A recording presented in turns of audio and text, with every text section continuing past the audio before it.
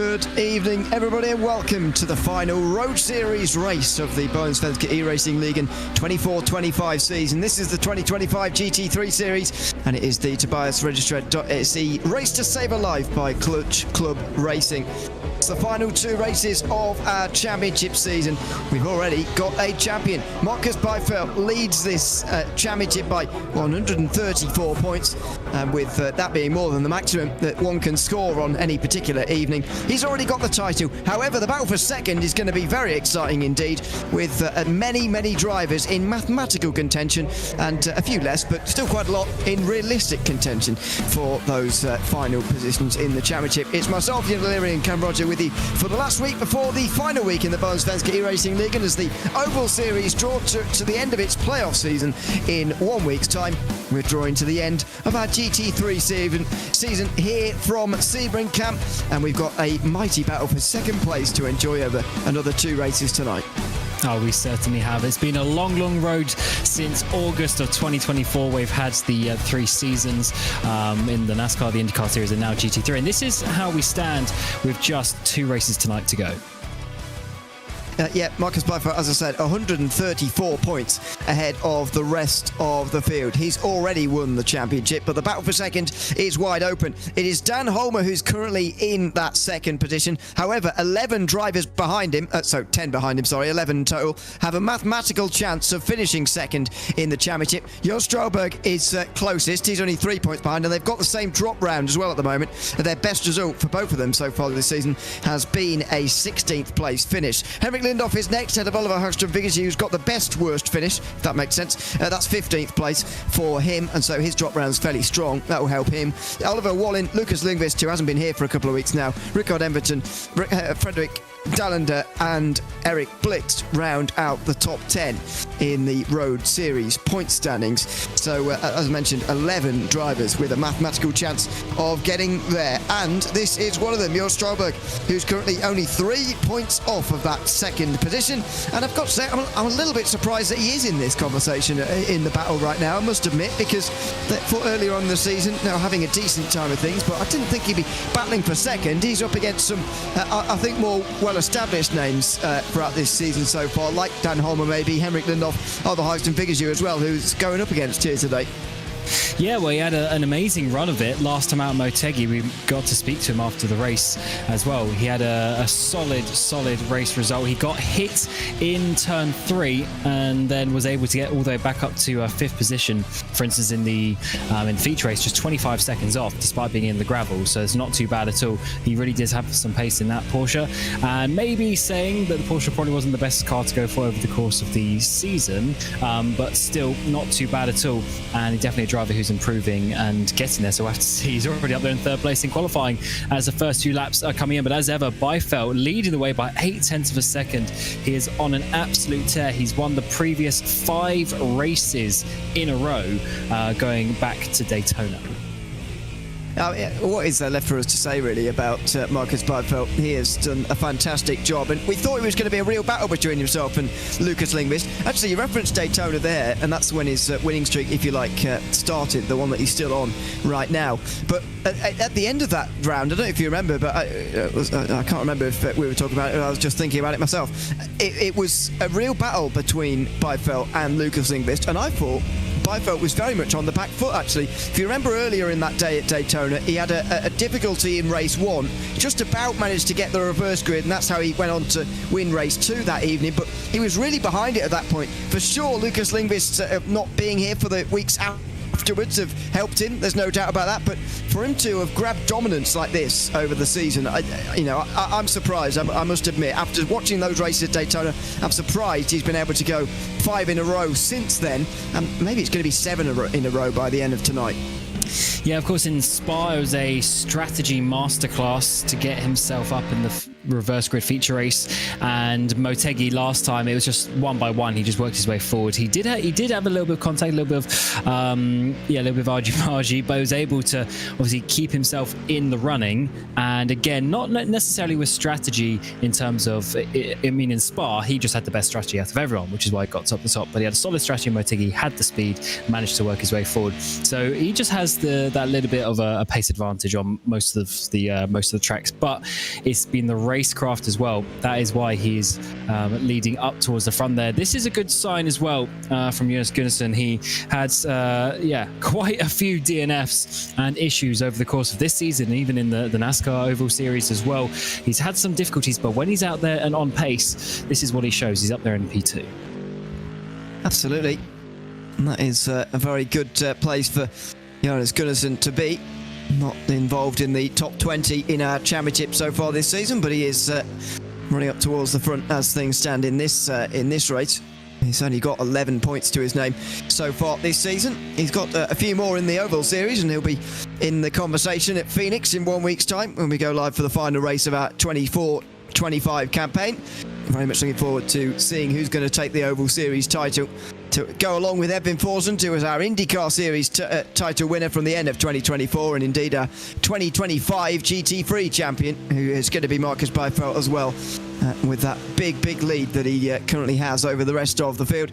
Looks like Gunnarsson is just slowing down towards Sunset Bend here on this occasion, so he's going to retry by the looks of things with just under 7 minutes still to go. But right now, nobody can get anywhere near Marcus Beifeld. The best sector times currently coming in. Eric Blix has got a couple of them on this lap. Very good first sector, I've got to say. Fredrik Dallander not too far away from that either, but there goes Gunnarsson, 2:06.7 from him. That is quite a way away from where you'd expect to see him up towards the front. As Dan Holmer gets himself into the top 10. That's an important one for him, actually, as he looks to get second in the championship, because Joel Strauberg is in third place. Holmer still down in 10th. And as we know, in a championship like this, where we have so many drivers, I mean, we've got over 40 drivers here for the final race of the season, which is really good, despite the championship already being wrapped up. But when you have that many drivers, you can't, and only 10 places for the reverse grid, you have to be up here in the top 12 at least, really. Even if you're P15, you're gonna struggle. It's gonna be a tough race out there. So this qualifying is going to be important, and as you say, if the likes of Strolberg having a strong showing, that is going to be very good compared to the likes of Holmer. It is very close though. It is just a few tenths of a second covering those drivers inside the top 10, and someone, if they could just put together a smooth lap, a couple of corners extra, maybe compared to their first run, and they will jump up a lot of places. Yeah, there's 1 second between second and 21st as things stand. Although there's 1 second between first and 7th, there is also a much smaller advantage. You go down the field, and that is partly a legacy of Marcus Beifeld, who again is going quicker on this lap. I'm not sure if he just went quicker as he goes over the line here, but that was a first sector that everybody else would be dreaming of, really, in the session so far. He's just a leg up above the rest of the field with that 2:09 that he currently holds over the rest of the field. Oscar Motin here coming through into the final corner. This is a decent lap so far from him.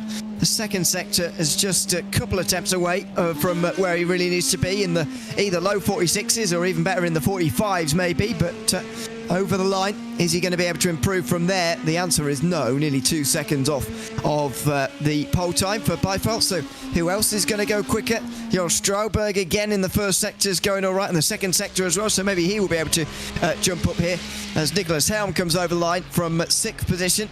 I think he is going to be in that conversation as well, actually, and he does move up to 5th place. Yeah, Nick's Helm, definitely a driver to really look out for, I guess, in the future season. In the last year in this championship, he's been very good. He's had a lot of running time in the top 5, actually, both in GT3s, in the Oval Series. Well, I guess you include the top 10 running. He's often always up there, but he just seems to get involved in a couple incidents here and there. As Strolberg goes to 2nd place, half a second off Beifeld. That is a strong lap, quarter of a second basically ahead of some of his nearest rivals. That is a big lap from the driver who's looking to finish 2nd place in the championship. Rickard Everton goes up to 8th place, so there are some times tumbling in late on now. Jonas Gunnarsson, 36.2 in that first sector, is pretty much on the ball as far as going second is concerned. Needs to be, as I said earlier, in that sort of 45 region, a 45-second region for the second sector, if at all possible, so that he can get close to Strasbourg here, who's only half a second off of pole right now, and that is, it sounds like a long way, but that is exactly where you need to be. There is Gunnarsson, 45.8 from him in that middle sector, so he is on the right track here, if you like. And at the very least, you'd expect him to get near to Blix. Of course, they're both in the Mustang, and you'd imagine Gunnarsson would be looking to, at the very least, be the best of the Mustangs, actually, in this qualifying session, if he can get into that front three. Yeah, he's about half a second off Beifeld's times at the moment, so he can only lose another 0.3 in his final sector. Compared to that, to match his time, he's currently in 5th position. Can he jump his way up? Just 2.5 minutes remaining in the qualifying session, just about enough for one more run. Cross the line is going to go. It's going to be a 0.9, and unfortunately, that's not quite going to be enough. A 2-minute 1.9, a couple of tenths slower than what he did before.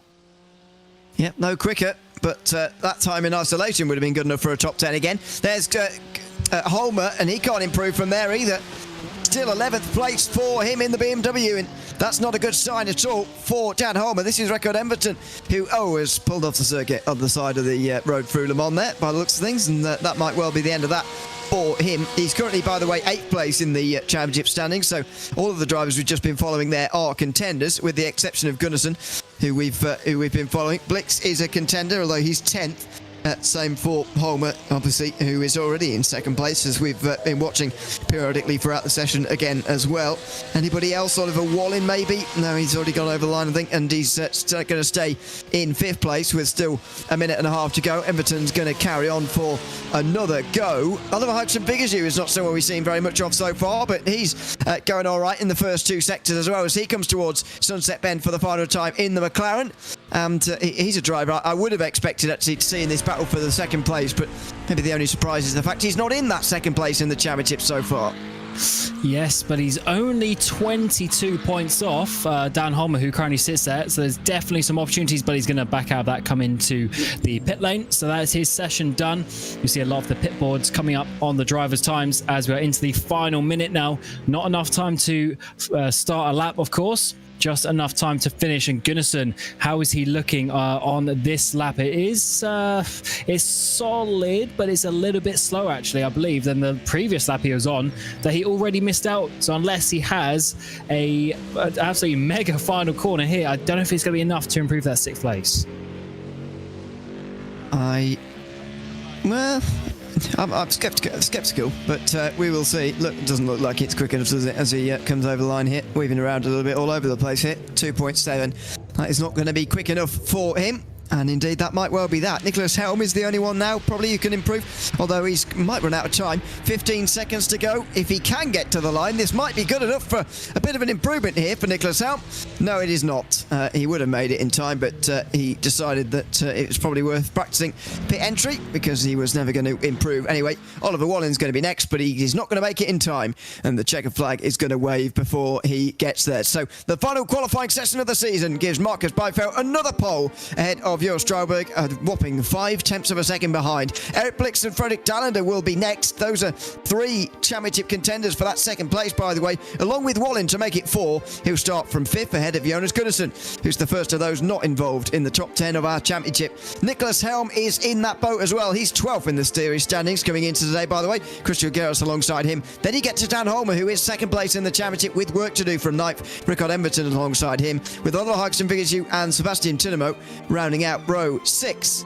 It is Oscar Motin and Andre Solander next, with Linus Hellberg, the last driver, within a second of 2nd place. That's how close it is in the midfield, as Jori Helsing is just ahead of his teammate there, Johnny Matteson. Then it's Christopher Dahlstrand on the 18th position. Christian Gantz and Thomas Gustrin are running out top 20 ahead of Anders Hurström and Gabriel Norberg. Robert Eriksson and Nicholas Gran are on row 12. Klaas Loden is the first driver, just over 2 seconds off pole, with Sebastian Magnussen alongside.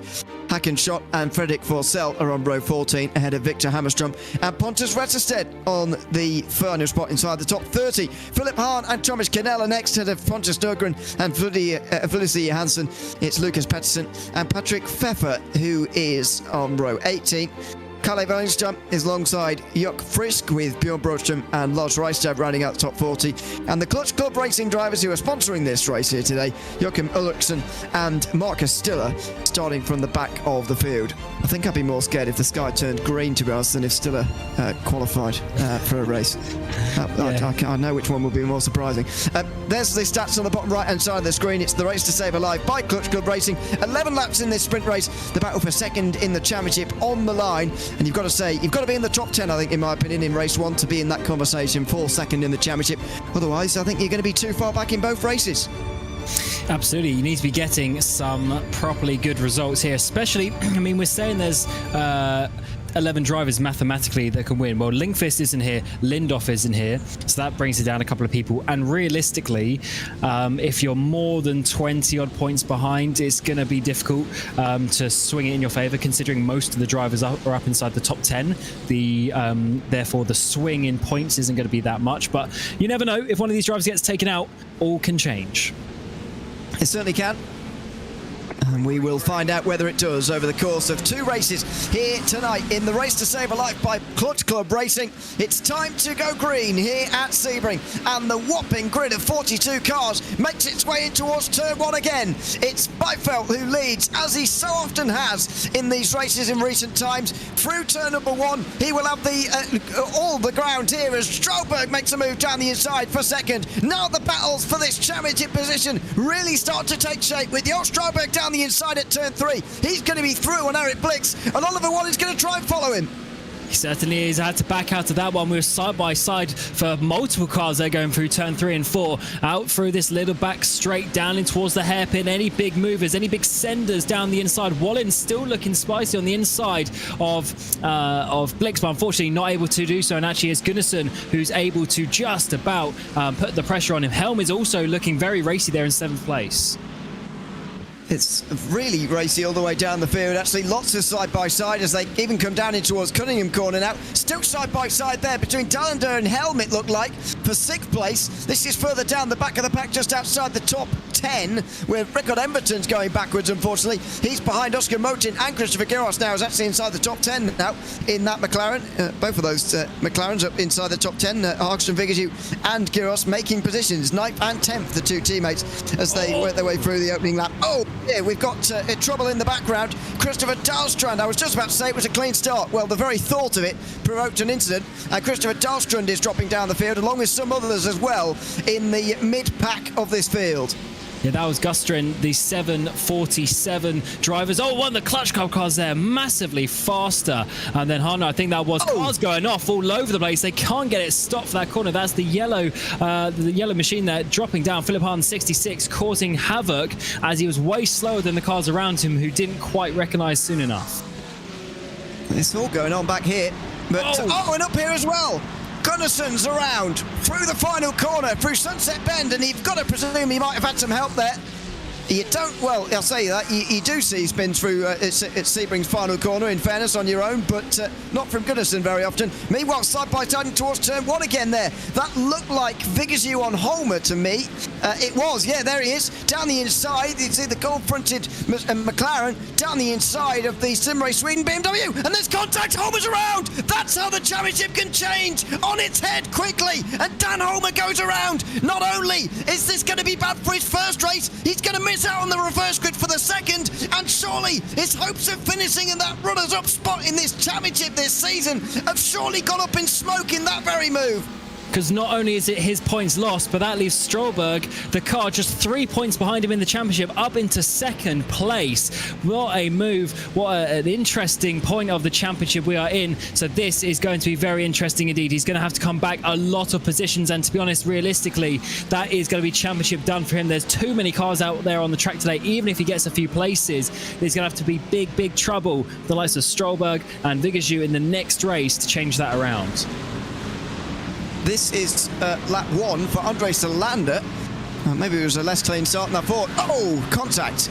And the Ferrari, as we know, disintegrates under contact because it's made up of its bodywork in the way that it is. Christian Gantz was the one who made the contact, and he actually did continue on. He didn't tow back to pit lane initially, but continued on after this to try and soldier on with the damage. This is what I saw from Christopher Dahlstrand off camera, wildly off the circuit into the concrete. You don't see drivers hitting the wall down there very often, but Dahlstrand managed it. This is the one that you commented on, Thomas Gustrin, through Tower Corner, was certainly helped by a fellow Mustang there, although he was hopefully pointed the right direction to get going again.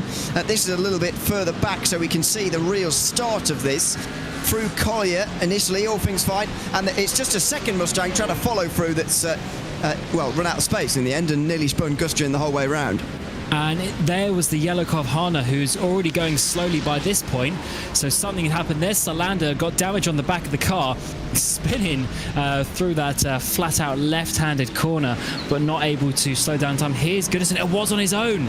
It was on his own. He had no cars around him. That is a big, big mistake from a champion in the Oval Series. He knows what he's doing. And here's that contact with Holmer and Viggersware. And that is such a small bit of contact with a big, big reaction.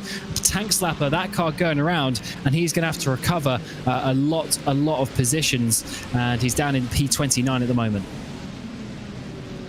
That's 2 points, by the way, Dan Holmer for 29th. 2 points. His worst result so far this season, as I mentioned in the intro, 16th place. So it might not be terrible, but the problem is not necessarily this race, because scoring a minimum of 15 points on this race is fine. It's recoverable, especially when you start from second. It's the problem of actually having to start in 29th is almost worse than the actual point score that you get for 29th in race 1. Yeah, that's a big point, because even if it's a bit of a messy race, getting from 29th up inside the top 10 is going to be very difficult indeed. We do have, of course, the pit stop in the second race, so we'll have to see if that does something. There's Ulrichsen. He's got a big hit from Jukka Frisk in the pink Porsche, loses that front bumper, and here we go. Further contact. That was Dan Holmer already involved in more things, and Frisk gets hit by his teammate Wallingston as well, and potentially loading that yellow McLaren on his inside. Very, very messy there down at the hairpin. Very messy indeed. It's a bit less messy up the front of the field here. Joel Stralberg.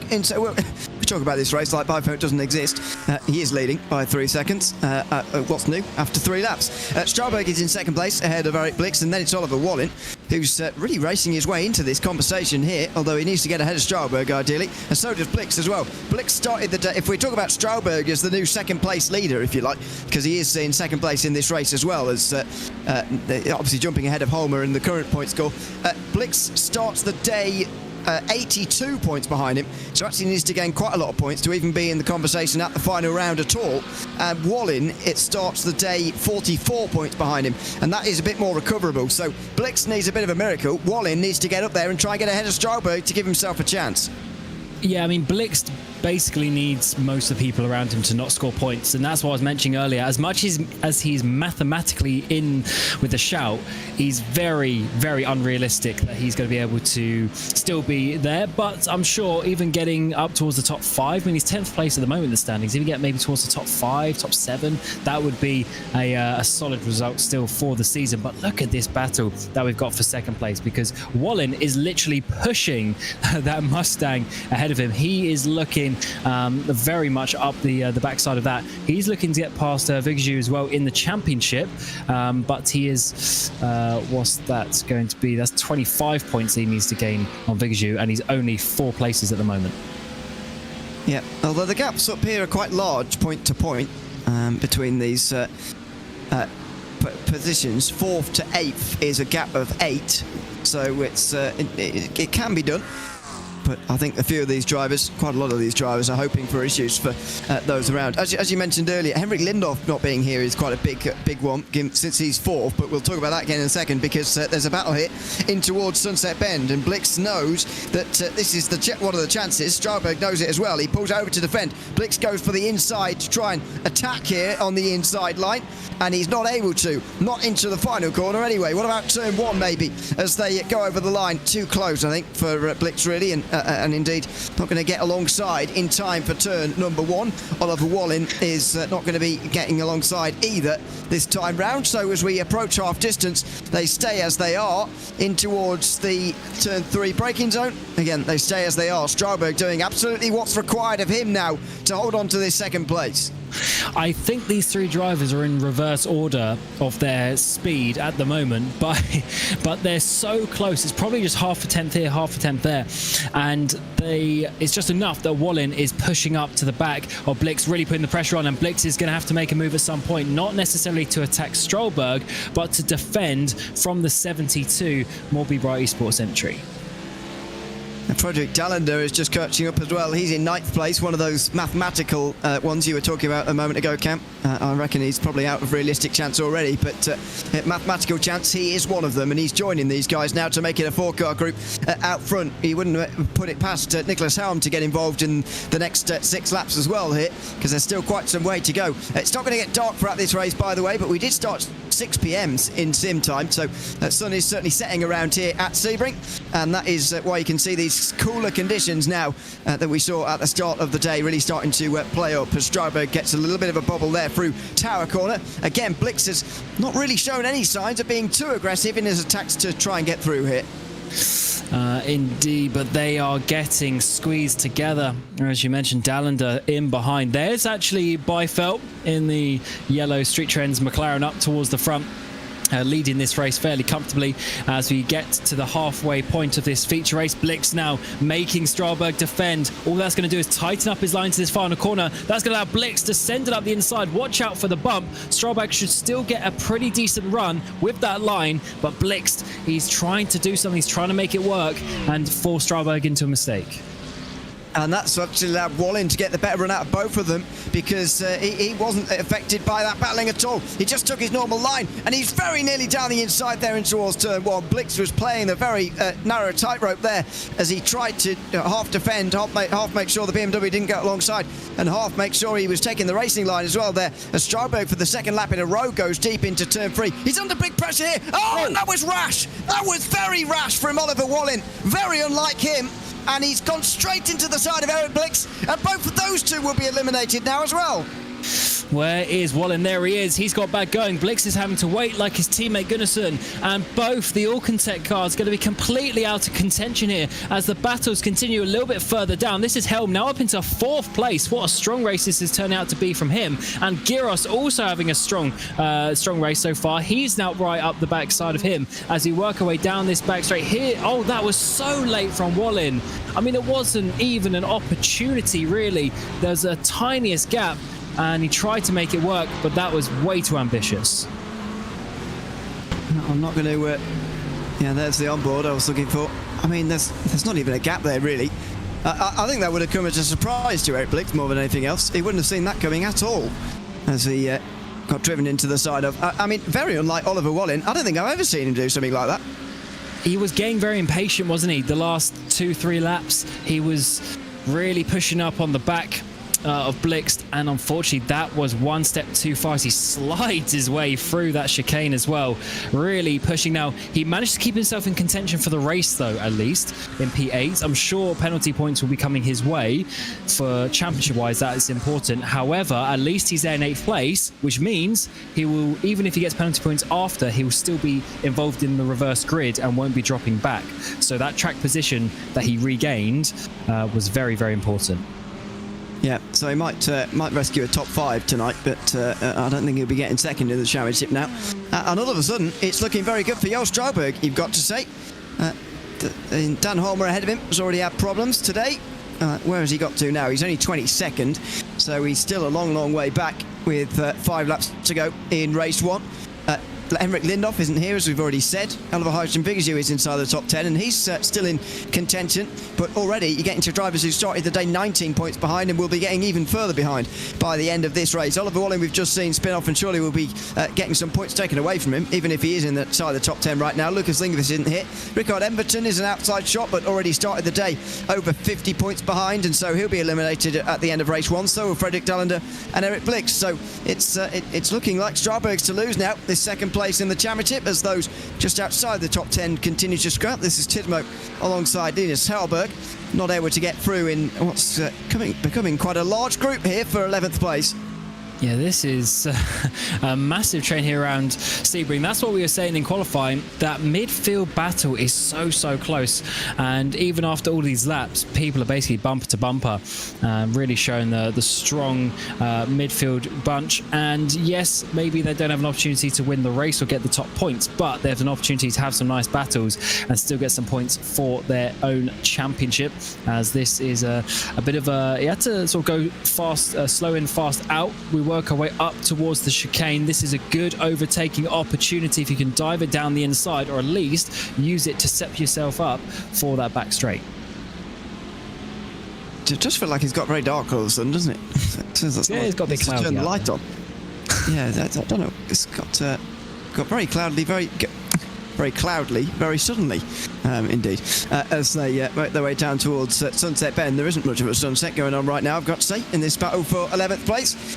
Here comes Tidemo on the back of Hellberg again, but no chance this time round. Just in the background of him, it's Gabriel Nordberg. Fredrik Forsell is catching. Nicholas Gran is a few tenths further behind, but he's in the background of that shot there. Then Jody Helsing just in behind, and then Victor Hammerstrom as well. It's all going on here, and it starts from 11th place. It's a very narrow line from Hellberg, and a very big amount of room given by Tidemo. They're being very nice to each other through turn number 1. We'll see how long that lasts in towards the first sector as Tidemo gets close again towards turn 3. Has another half look, but he's not going to go through giving his rival a wide berth like that. Yeah, only one good thing around this track is there is multiple racing lines in a few corners, such as turn 1, turn 3, even there turn 5 as well. You don't necessarily have to stick on a hard racing line, so there are some options, but of course you just want to go on the fastest one that you can find. In the background we get a big send down the inside there. That was a late lunge. They had to back out of that one, but just showing you that drivers are still looking very racy indeed. I think that was Grun trying to make a move but not able to make it stick. It's one of those prime overtaking chances down there at turn 7. The hairpin as we go on board with Oliver Hagström Viggersjö, who really needs some of these points. If Strasbourg is going to score 40 no matter what, then Viggersjö needs to try and at least limit the damage here. He would have a damage of 12 points as things stand, which would be fairly damaging actually. It would put him 31 behind going into the final race of the season. That would still give him a chance though. The next two positions in front of him though would both be worth 2 points each, and very much worth having here. They could reduce it by a third in these final 3 laps if he can get past Helm and Giros as well. And I would have thought Giros would have been a bit nicer to him actually so far in this race and given him a place, but maybe he's trying to get past Helm himself first. We will see. He's got 3 laps to try and work his way past as he goes deep on the brakes at Sunset, and out the other side he is no closer to getting breaking into that top 5. Well, Giros has had a tough championship. He's down in 15th place. He's only got 93 points to his name, so not even the value of 2 race wins. So he's going to want to get this P4 result as well. He's going to want to get a nice finish to this championship, so he's not going to be letting up a position very easy at all. We've actually got Oliver Bohlin not too far behind, so if Bohlin can get past Oscar Motin for P7, he might have a run at these 3 drivers in the final couple of laps as well, depending on how much they start battling. So it's definitely not over, and that's why they are all pushing so hard, even though we're on to the 3rd last lap in this race. But of course a long old lap around here, 6 kilometers for the Sebring circuit. I kind of feel like Oliver Hagström Viggersjö would be cheering on Fredrik Dallander more to try and overtake Strasbourg than even he's trying to make an overtake in front of the 2 in front of him. If Dallander gets past Strasbourg, that'd be worth more points to Hagström than making 2 overtakes of his own here, which is a bit bizarre.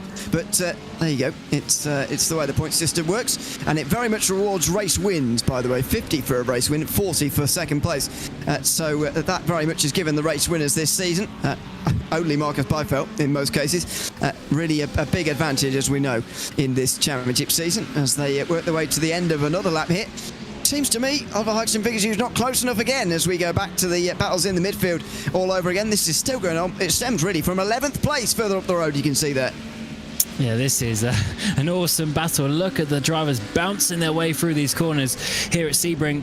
pushing the limit of their car as they try and find a way past the driver ahead. It is such a high average speed track this here at Sebring. It is very difficult to find a way through, but what you have to do is just put the pressure on. Look at this train as well down this back straight.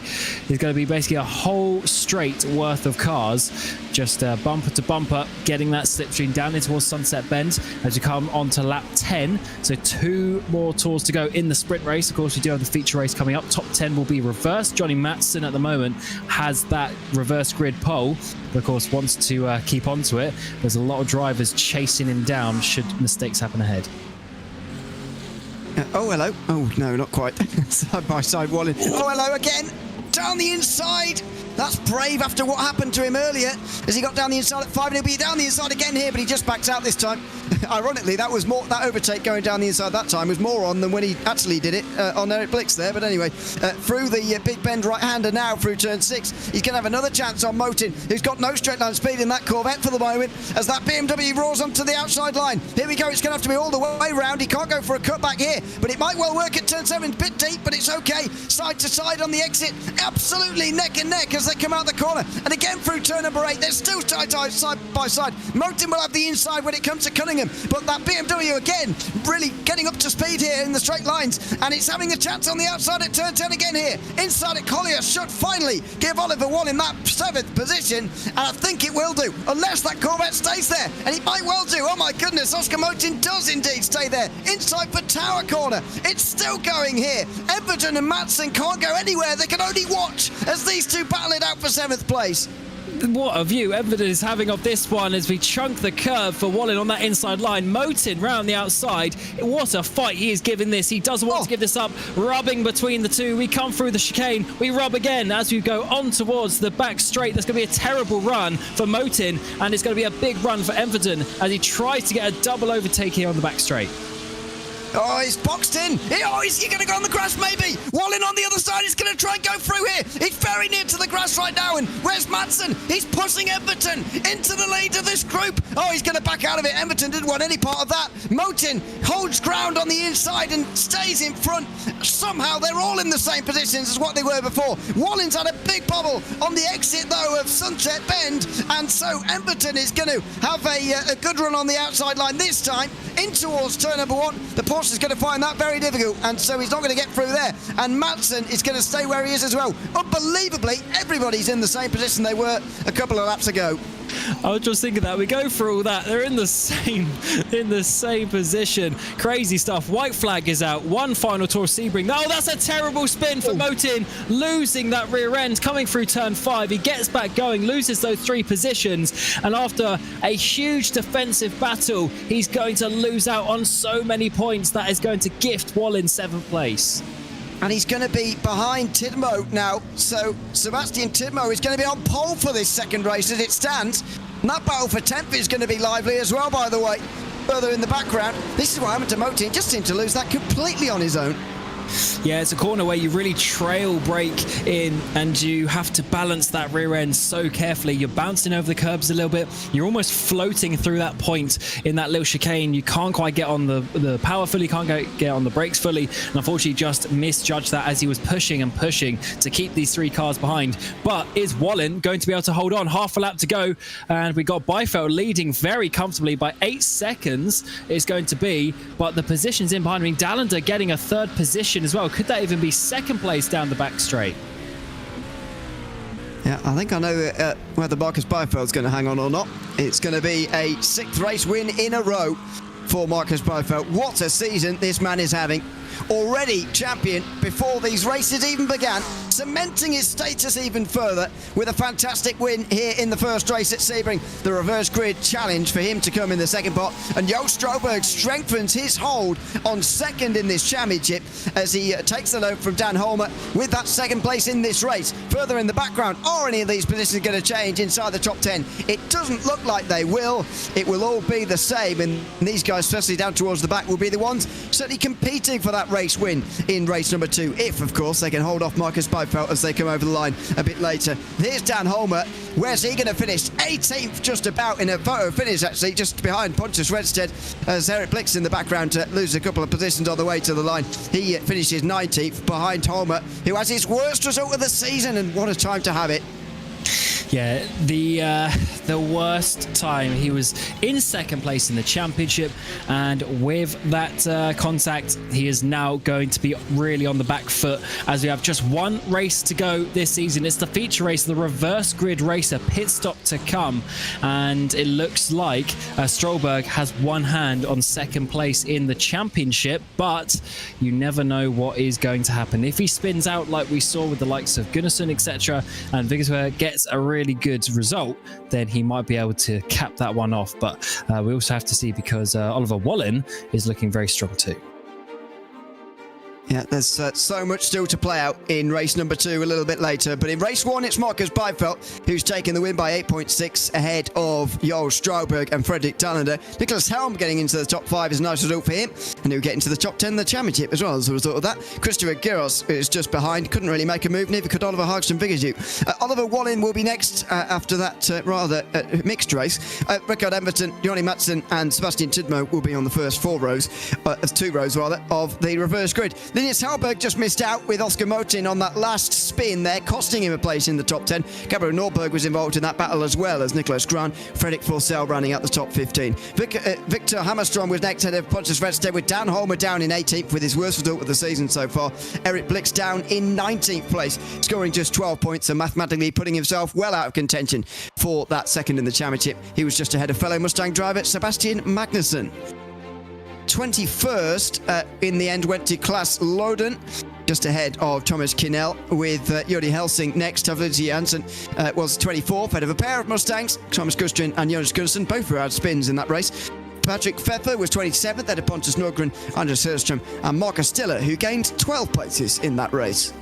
Kalle Wallingstrand was just over a minute off the lead, ahead of Lucas Pettersson, with Bjorn Broström in 33rd, just ahead of Jock Frisk. Joachim Ulriksson made up 6 places after starting from the back himself as well. Robert Eriksson and Christopher Dahlström were the final drivers on the lead lap. Philip Hahn 2 down, Lars Reistad 5 down, Salander was 7 down at the end of that race, along with another retiree, Christian Gans, 9 down for him. Hopefully all of those will get to the starting grid for the race number 2, which is coming up soon. We will get the points added up for the first race and see where everybody is in this battle for second in the championship. You're watching the Bohlin Svenska Eracingligan GT3 series finale here from Sebring. It's the Tobias Registret Race to Save a Life by Clutch Club Racing, and the second race is coming up next.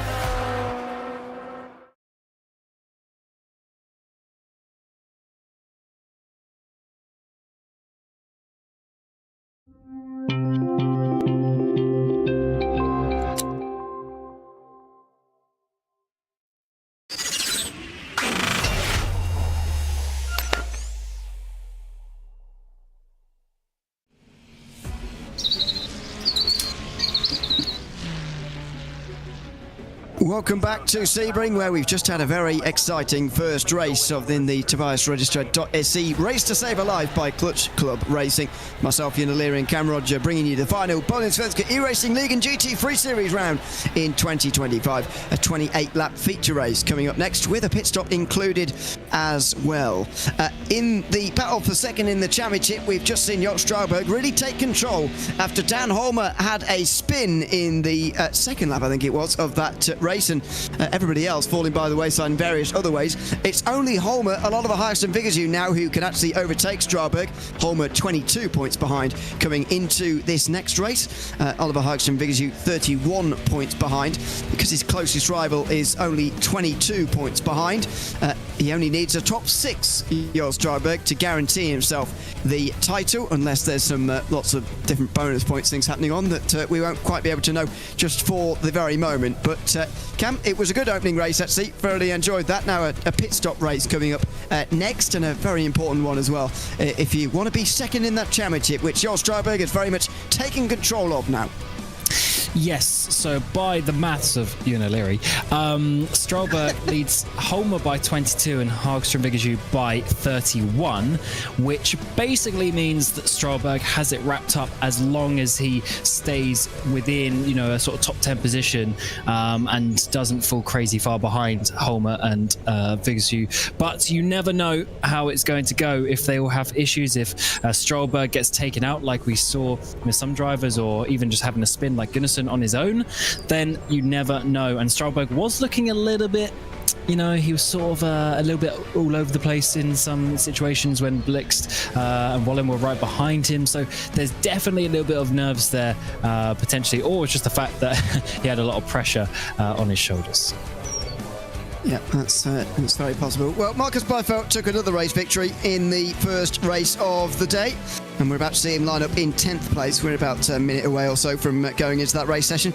I mean, the chances, I feel, of him making it 7 in a row are actually quite large now, because for the last 3 rounds in a row, or last 2 rather, 3 if you include this one, he's been able to win the first race and then still come through the field from 10th to win the second race. So I think, despite the fact he starts all the way back there, he's got to be favourite for this. Definitely, because what will happen is, especially as this race is 28 laps, it's going to be a very long race with the length of this track here. That gives him more time to be able to come through the field, of course. But what it means is, by the time we get to the pit stop, which will probably be somewhere, lap 15 to lap 18, somewhere in that ballpark, by the time we get there, he's probably already going to be in like 5th place at least. And then he generally is quite good on the strategy and maybe gain a few seconds there. That's what we've seen previously. And then he has to overtake the final couple of people. So by the time we get to those final 10 laps, he's not going to still be in 10th place. He's only going to be, however many seconds behind. In theory, you never know how it's going to work out, of course. Yeah, well, we will find out in a short while here as the checker flag now waves. And the second race will get underway. We only had 41 starters, actually, despite 42 qualifiers for the first race. So hopefully we'll get just over 40 for the final round of our season as well. It's Sebastian Tidemo who's going to start from the front in a pretty mixed-up grid, you've got to say. Jonny Mattsson and Rickard Everton inside the top 3 as well. Oliver Bohlin is 4th, ahead of Oliver Hagström Vigazoo, who does have the advantage of at least starting ahead of Jos Strauberg this time. Christopher Geros starts alongside in 6th. Nicholas Helmwy 7th, ahead of Fredrik Dallander, Jos Strauberg and Marcus Byfeld, who won that first race. And then, starting from Linus Hallberg and Oscar Motin down on the back, it is going to be exactly as they were when they finished the first race. So we won't read them all out again. You can see it on your screen for yourselves. There's one to pick out, Dan Holmer, starting from 18th position. That's the other thing. I was mentioning it earlier on. Holmer actually scored 15 in effect for his first race, because obviously that previous race was the worst of this season. But as I said at the time, it's less about that point score, because being 22 behind is not an unsalvageable situation. The unsalvageable part, I think, is starting from 18th, and that's going to be a lot of work. Yes, so it's going to take him a long time to get into the top positions as well, where the points start going for 2 points every place rather than just the one, which happens at P9, I believe. So very, very tough one for him, but let's see what he can do, as you never know around here. And I do think with the longer feature race, there's going to be some quite interesting things happening, but let's see. The sun's out, it's the middle of the day, and it's time for the final race of the season in the Bohlin Svenska Eracingligan GT3 Series in 2025. Sebastian Tinamo is not waiting around as the field gets underway. There's already carnage on the front straight, and there's going to be more here. Oh my goodness me! It's a big smash on the front straight. Some of these drivers barely got to the start finish line here before they've had their afternoons interrupted. It's a disastrous crash on the front, and he's still going back there. There's a Ferrari that barely has anything attached to it anymore. Goodness me, that is disastrous down the back end of the field. Pontus Norgren, Fredrik Forsell and Lars Reistad have already had to tow back to pit lane a mere metres into this second race. Dan Holmer's made 4 places up into P14. That's good for him. Still a long way to go. Of course, Byfeldt was a bit conservative. Of course, lost a place to P11 as the moves come down in towards the hairpin for the first time of asking. Everyone looks like they're getting through there nicely, at least for this first moment. But that was carnage at the start of this race. Strollberg gets Motin for P9 as it's looking very racy out there. This is the best time to make positions as everyone is so close together. Yeah, Holmer's only 3 places behind Strollberg. What a great start from Dan Holmer here as Emberton gets passed by Christopher Garros, who's also making a good start. Down the inside he goes. Oh no! That was always going to be tight there. He didn't really have the space to do that and pull across the front of the Porsche. And Garros gets an almighty shove there from Emberton, and I don't really think the Porsche had anywhere to go. These guys are really pushing the limit today, aren't they, on the brakes? Gyros getting a huge smack from behind, and that's a shame because he was looking to get a really strong double race result here. Unfortunately, here's Strollberg, P8. He's got Byfeldt a couple of places behind him. Obviously, they're going to try and work their way forward together after finishing P1, P2 in that opening race. Holmer's already P12 now, so just a couple of positions behind, as looks like Tinamo is going to lead the lap, but Bohlin is really coming for him, and we know how aggressive his driving's been today.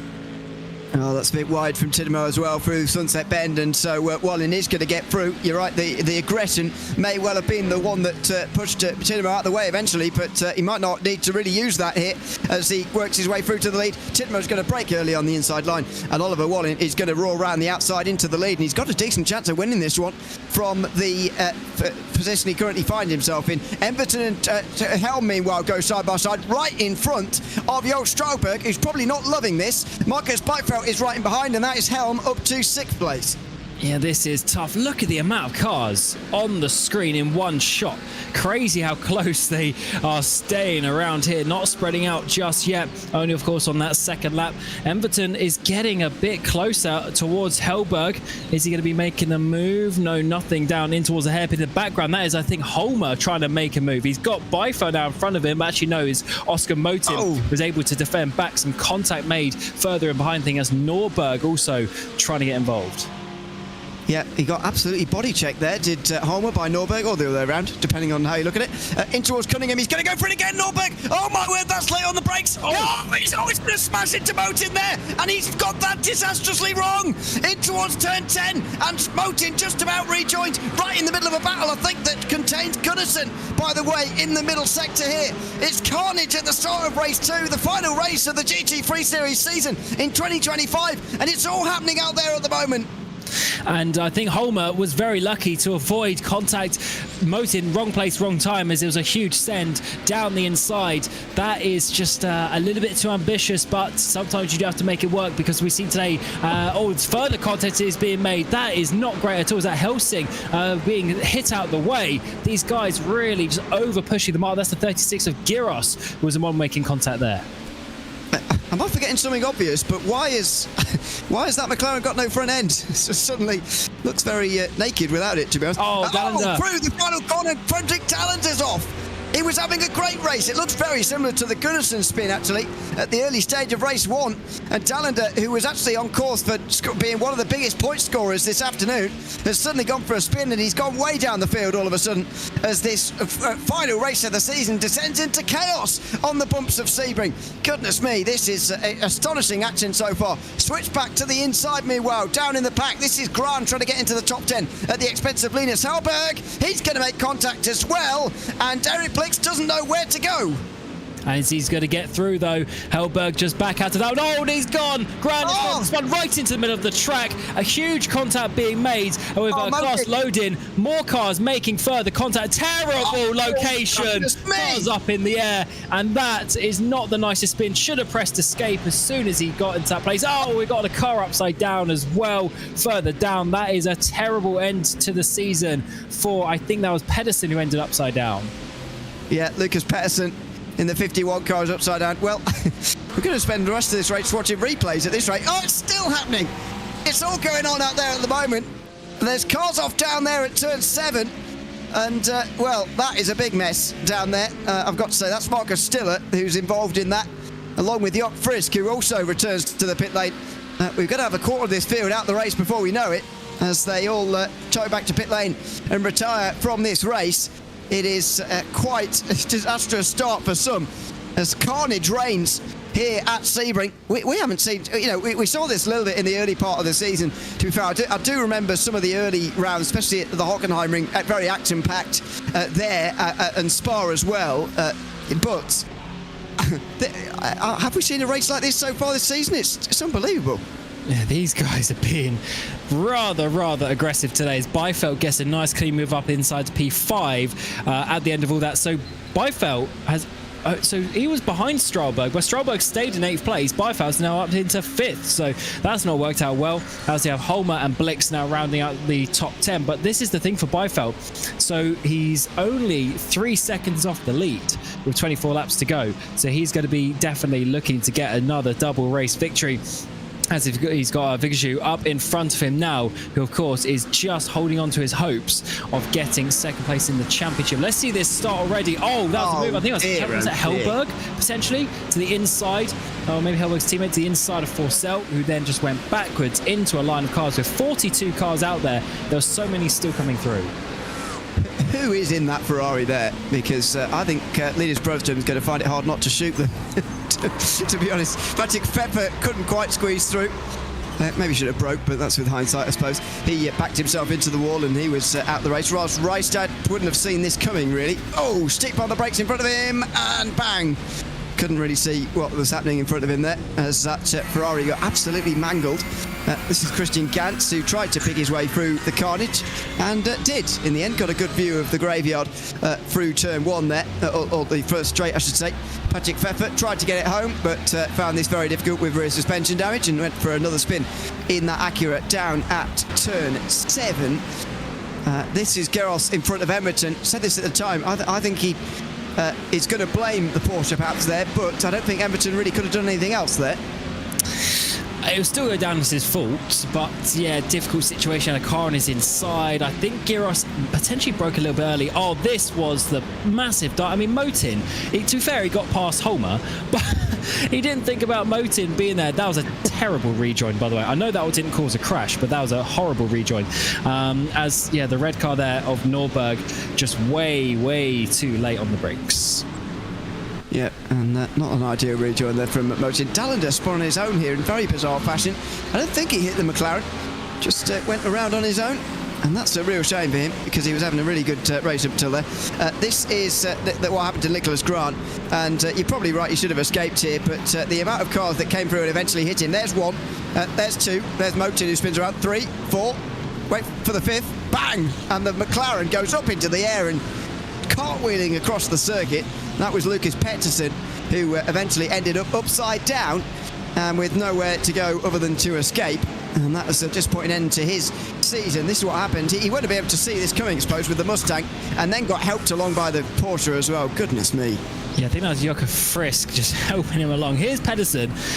Boom! Gets absolutely smashed front and rear. But was that Dallender maybe getting involved in that as well? Not ideal. Looking at his own front bumper. Then he couldn't even stop. So he did get it back on all fours. Oh no, this is loading it actually. Sorry. So both the Street Trends cars getting big contact there. And then that was a what? Surely something happened there at Frisk. Down the inside of 3 cars. I mean, that is beyond ambitious. Did he already have damage? What was that all about? Yeah, he already had the damage. Yeah, he hit Pedersen, didn't he? So he already had damage the corner before, and obviously realised he didn't have, I guess, full braking performance. I don't know what he's doing here. Yeah, I think the car's broken. There. Yeah, obviously, still, I guess, his fault in that regard, but less that he could do. There wasn't like in a normal situation where that could be, definitely avoidable. Here's Vigazhu, who is very important in this championship, making moves. He goes past Matson. He's trying to stay in front of Beifeld, but actually Beifeld gets through Matson as well, who loses 2 places.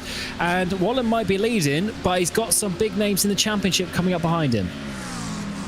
Yeah, so Tidemo is going to be next in line for Oliver Hikes and Vigazhu as they work their way now through turn number 1 once again in towards 3. He's going to have a chance here, is Oliver Hikes and Vigazhu, and he's going to go through. You'd imagine this will be good enough on the inside line, and it is. That's a good overtake.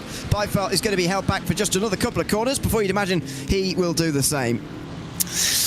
Yes, this is an incredible battle that we're seeing as Sebring. 3 cars battling down towards the hairpin. Vigazhu second place. Is he going to remain there? Beifeld's trying to come through as well. And Tidemo down the inside is going to be for both the McLarens on the Mustang, and the low riding McLaren gets through the big Mustang and up into second place. Vigazhu goes. Beifeld third. Tidemo down into 4th. Matson is there as well as a little bit of a buffer. Of course, those are drivers who you'd expect maybe to be inside the top 10, top 15, but I doubt they're going to be able to stay up with those 2 McLarens as they chase down Wallen now for the race lead, 2.5 seconds.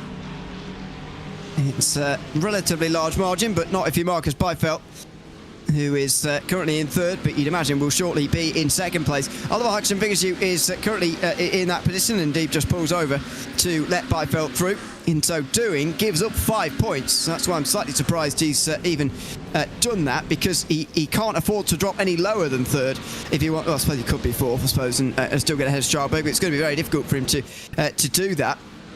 We will see whether he can do it from 3rd place. I think that's going to be very difficult, personally. Strasbourg with 26 points currently is doing just about enough. Holmer would need to win from this situation if he's to overtake Strasbourg, with him in 7th place. And they're indeed side by side in the background. So Holmer is giving this a good go, but I think his race 1 is going to just undo him here later on as he goes in towards the final corner, putting his pressure on his rival for that 2nd place in the championship. Absolutely, because for Strasbourg, it doesn't really matter if Holmer gets through. As long as he stays in the same vicinity of the track as Holmer, then the points gap is going to never get large enough. So even if Holmer gets through, even if he gets a couple of places ahead, Strasbourg shouldn't be too worried about that. So let's see what Holmer wants to do, because he's got a lot of points deficits to overcome. It's approximately 22 coming into this race, and there is the extra 5 points for a 0x race, but especially even with the track limits around this, I don't think anyone's going to be getting that. No. I mean, I'd be surprised if anyone's not got a 4x so far.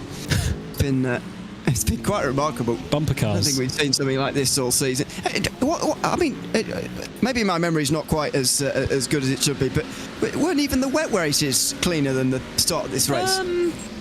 I'm not sure. The Hockenheim was kind of carnage, but then we also had 60 cars almost on the track, so we had a few less today.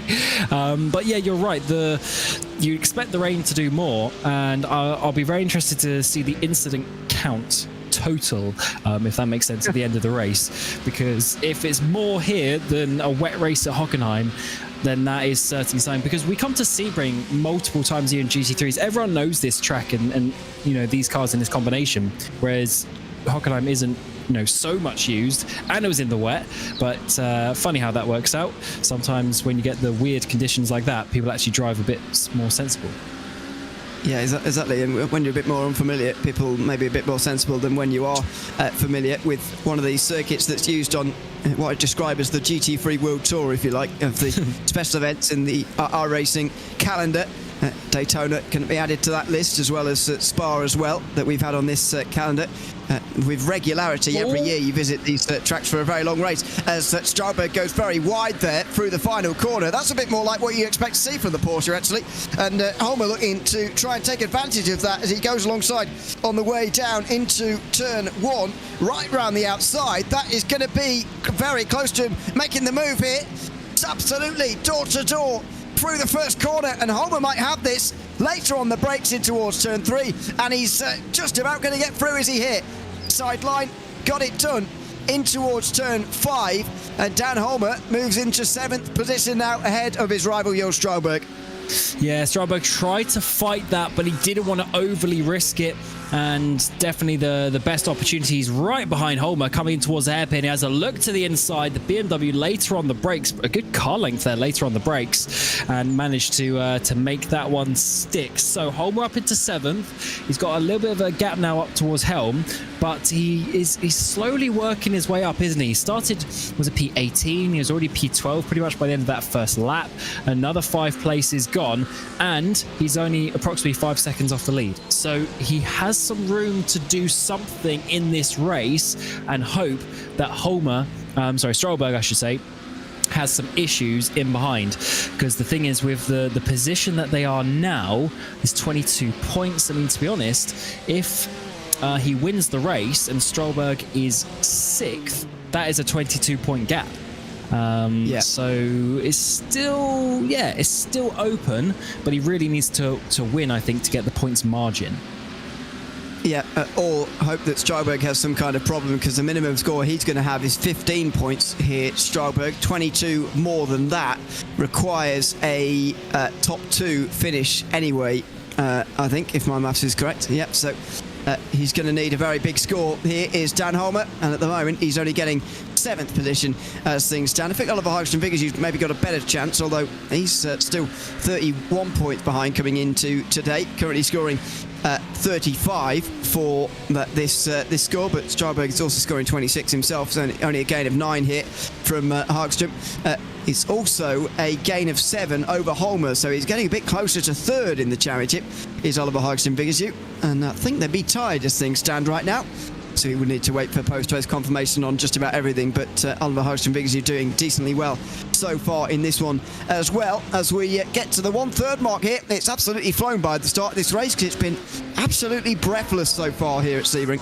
Yeah, it's been very wild indeed. A lot of over-ambitious drivers, that is for sure, in this championship. But it is final round time, final opportunity to make some moves, and a few percentage points of risk probably being taken out of the equation. So they just are going for everything. They only see the reward, but unfortunately for quite a few drivers, it has not been that way. One thing that's quite interesting actually is this battle with Tademo. He hasn't actually dropped off Vigiju that much. Just 1.5 seconds. So still in with a shout. We can still see Bohlin up the front. So the general pack staying very close to each other for when, of course, we get the pit stop, but not for another probably 5 to 8 laps time. Make sure you're sitting down when I'm about to read this information out, because otherwise I think you're going to faint. Oliver Hagström Vigiju has currently got no incident points for this race, and is currently getting the 5 bonus points as a result as well. That is the most surprising news I've heard all week. Because, to be honest, not because it's him, but because it's anybody in this race. They've been in this race. I've watched this race, and I can't believe anybody's not got any incident points. That is an incredible fact, and he's on his own now. He's got away from the traffic. Yeah. He can just do his own thing and just focus on not hitting the wall and not going wide at the few corners here where you can get the off tracks. So definitely a strong thing, because when you get a bit lower down, it's 1 point per position. So that's the same as 5 positions, or even a bit higher up, whereas 2 points is the same as pretty much 3 positions. So it's a big bonus if he can keep that to the end. Oh, wiggle there from That's a big slide for Sebastian Tidemo there, who's gone very narrow now for turn 5, and that's going to ruin his exit for this long right-hander now, this flat-out section through Big Bend. And Johnny Matson might well have a chance now in towards turn 7. Nicholas Helm as well, who's equally close. They're all looking, having a go. Helm down the inside in towards turn 7, and that looks like he's going to be through fairly easily. Well, not quite, but Homer now is going to try and take advantage as well, as Matson tries to not open the floodgates too wide now. Here comes Homer on the inside line, looking towards turn 6 here. He is just about going to work his way through down the inside by the looks of things. Well, no, he's quite cautious actually in towards Cunningham, and who wouldn't be after what we've seen so far. Homer still alongside, but now we'll have the inside for Tower Corner, and through he goes. So 6th place for Dan Homer, finally ahead of Johnny Matson there in the McLaren. You know what? I'm feeling a Dan Homer podium tonight. I don't know what it is, but he's got that fire in his belly after the difficulties in the first race. He's doing everything he can to at least have a hope, an opportunity of getting 2nd place in the championship. He really needs Stråberg to lose a lot of points, though. That is the that is the issue. And then also actually Vigazhu is going to be a problem as well, because he also needs to obviously make sure he stays ahead of that battle, which Vigazhu is obviously putting a dent into as it stands. As we see Byfeld get the lead, so is that on pure pace, or has Bohlin made a mistake? Well, look, it seems to have come very suddenly, but Byfeld is indeed alongside, and look at the grip he's got on the outside line there through turn 1. He is so difficult to hold back, but Bohlin is giving it his best shot for the moment. Inside line for turn 3, breaks super late, and he holds on to the lead. For as long as he's got track position, he's got a chance. But Oliver Bohlin cannot afford Byfeld to get through here. Otherwise, this race will be over, and Marcus Byfeld will be on his way to 7 in a row. Here he is, tucked in behind the BMW, getting that huge slipstream from that huge M4 just up in front of him here. In towards turn 7. The McLaren outside line breaks earlier, expecting Bohlin to go deep again, much like what he did at turn 3 and to an extent turn 5 as well. So he does that again, and this time gets an even better run. Byfeld will surely be looking again here for turn 10. There's no easy way to defend this one. Either let you through the inside for the first part or the second. Bohlin stays on the racing line and holds on to his lead for now. Yeah, Byfeld's definitely got a little bit of caution in his driving. He's not going for a silly move. He's trying to just set up Bohlin. He had a couple of opportunities to dive there. He didn't do so, and he's just keeping it nice and safe. He knows he's going to get other opportunities, and Bohlin is already wiggling around quite a bit in that first position, as he obviously tries to hold on to a strong position in this championship. Byfeld has a half look to the inside, trying to get Bohlin offline, getting him to slow down through this section of track, because then that will slow him down onto his back straight. That's much wider line there from Byfeld, who's going to get the run. That is a very good run out of Le Mans as well here, and surely Bohlin's got to move it over to defend, otherwise Byfeld's going to sail through on the inside line here in towards Sunset Bend, or is he just leaving it late, Bohlin? He's just going to let him through on the inside. This is after a big defence. Oliver Bohlin almost letting Byfeld through here. He's tucked to the inside, he's got his overlap here, and he might be hoping that the outside run is the better one, and in the end he might well be proved right here, but he's still absolutely side by side. It will give him the inside at turn 1, and then for the braking zone at turn 3, where he was really good on the brakes last time round. Will that prove to be the advantage again as he sails into the first bit? Has he got a bit too deep here? Oh, he's just tucked it to the inside on the exit, and Byfeld still can't find a way through the BMW. This is good defence from Oliver Bohlin. He's still got 17 laps to go though. And that BMW was twitching and moving through those bumps of turn 1. He was right on the limit for doing some things, as it looks like Blixt has come down the pit lane already. We'll get to that in a moment, as this is going to continue on to the outside line. It's going to be for Byfeld down in towards the hairpin, inside for Oliver Bohlin, your race leader, who will be leading on the exit. Looks like Bohlin gets it done once again. He's looking very strong on the brakes. Vigazhu is closing in because of this.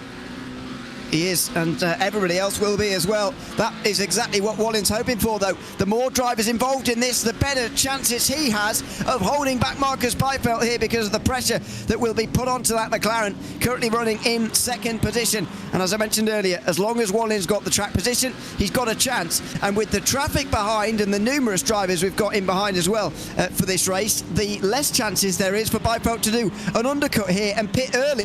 Otherwise, he'll just end up in even more traffic. Yes, that is very true. Interestingly, going back to Blixt there, pitting and basically coming on the early side. So what that tells me is about lap 16 is going to be the fuel that they need to the end. So in another 4 laps, that will probably be when a lot of drivers will be coming in. So they'll be doing the full tank in the beginning of the race rather than at the end like Blix. The run for Byfeld, though, it's to the inside this time. Wallin needs to hold on the outside of the brakes. He's a lot further alongside this time, though, and your champion might be able to get the race lead once more. Wallin not able to defend. Byfeld goes through to the front, and he's on his way to take another race victory after only 12 laps. He's up from P10 to P1. I can't understand why he doesn't like the inside at Sunset Bend here, Oliver Wallin, but anyway, he's having to make a repass now into towards turn number 1. He's got quite late on the brakes there, and Byfeld's just going to run him right round the outside. Has he gone too deep, though? He might well have done. Is that a rare error from our champion in waiting here? Late on the brakes for turn 3, and Wallin's back in the lead of this race. It's not over just yet. Wallin is still fighting hard for this race win, and my goodness, he's giving this a go right now. Here he is on the exit of turn number 5, defending again from Marcus Byfeld, who still can't find his way past. What a defensive line, defensive laps even from Oliver Wallin. And in the background, the battle is staying close. So Holmer's got past Tademo. He's up into P5 now. Stralberg P7. Look at the chain of cars that we have here as well. This is effectively the battle for P4 because Helm is leading it. And look at all of the cars lining up to take it away. The top 3 have obviously got that 5-second margin, but it's not over and behind. And for Stralberg, he can still see 4th place, which will be good to defend on the points. Oh, that's close. Stralberg into the back of Tademo almost there, in towards turn 10. And there was very nearly an incident between the two. In behind Jonny Madsen, then Rickard Emberton just in the background as well. Wonder if these guys are going to get involved in the battle for the race lead if it continues like that on up front, or whether it would just be 3 for the lead, as we've seen throughout this race so far. Oliver Wallin coming out of Le Mans again here is going to have the opportunity to defend to the inside at Sunset again, or the opportunity to try and come back again in towards turn number 1. It seems that he keeps wanting the chance to come back again on the front straight, but I feel like that's got a very limited lifespan, that strategy. Either way, he's not even got Byfeld alongside him this time. Byfeld has a look down the inside, in fact, and through the final corner, there's a different situation. That's a little bit of a bobble from Wallin, and that might be the mistake that Byfeld was hoping for here. He's got the much better run now onto the front straight, and Wallin surely is going to struggle to hold on to this position now. Inside line at turn 1, no such error made by Byfeld as there was last lap. He rocks round the outside, and he's going to be clear in time for turn 3. Yeah, Wallin not close enough to stay side by side, and I think now that Byfeld has got that full car gap ahead, there might be a big send coming from Wallin to try and make something happen. A few drivers coming into the pit lane, Magnus and Helm, so the pit stops are around the corner for these guys. What do they want to do on the strategy, though? Is there going to be something, if they pit on different laps, we could see seconds difference between them in terms of the track position, so it's going to be a very important opportunity also for the likes of Vigaju, who's now in 3rd place and really in this battle. He is, yeah. Certainly got a big chance here to move up to 2nd place in this race, and he absolutely needs to as well if he's going to be involved in this championship fight here at the end of the day. I think realistically, he probably needs to win here and hope that Stralberg finishes quite a long way down if he wants to be in 2nd at the end of the day in the championship. Stralberg, though, is moving forwards rather than backwards. He's now up to 6th position as these guys make their way out of Tower Corner. Marcus Byfeld leads again. And the bizarre thing is, not the bizarre thing, but you know, the ironic thing, I suppose, for these other drivers when they're figuring out how to beat Marcus Byfeld, you look up at the amount of time remaining in this race, and you see still half of it to go, and he's still already made his way to the lead. And that is what they're up against. It's very, very difficult indeed. Even the reverse grid is making it not so much of a challenge for Byfeld. What a season he's having. Not enough compliments really for the job that he's doing.